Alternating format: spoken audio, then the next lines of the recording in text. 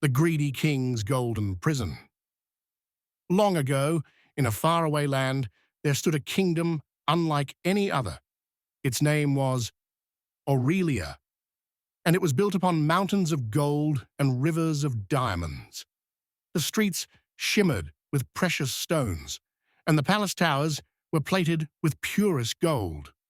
The people of Aurelia were hard-working miners, jewelers, and craftsmen who spent their days extracting and polishing the kingdom's endless treasures. But there was one terrible truth about Aurelia. None of its wealth belonged to the people. The miserly king. King Auric the Glutton ruled with an iron fist and a heart of stone. He had vaults deeper than the roots of the mountains, filled with diamonds, rubies, and gold coins. Every day, his royal guards marched through the kingdom, collecting every newly mined gem, every crafted jewel, and every ounce of gold dust. The people of Aurelia lived in poverty. Their homes were crumbling, their children were hungry, and their clothes were tattered. Yet, the king sat upon his golden throne, feasting on roasted peacocks and drinking from jeweled cups, laughing as his people suffered.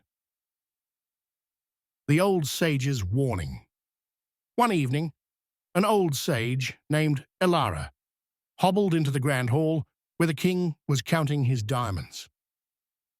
"Your Majesty," she said, her voice trembling but firm, "the people starve while you hoard wealth you cannot possibly spend in 10 lifetimes.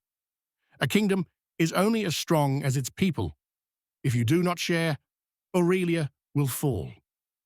King Auric sneered. "Why should I care for peasants? The gold is mine by right.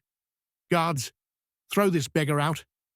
As Elara was dragged away, she whispered, "Greed is a prison, Your Majesty, and you have locked yourself inside." The cursed treasure. That night, as the king slept in his chamber, surrounded by chests of gold, a strange thing happened. The coins beneath him began to stick to his skin.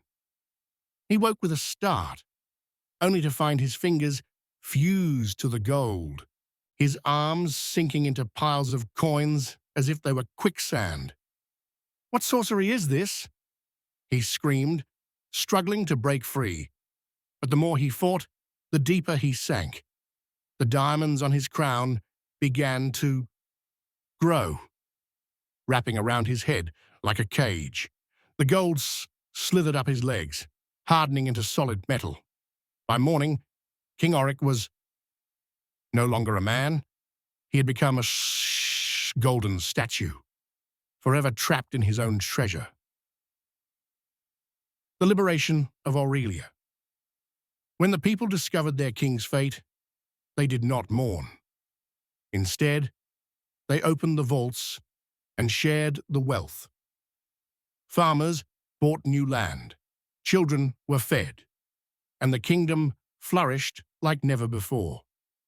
The golden statue of King Auric was placed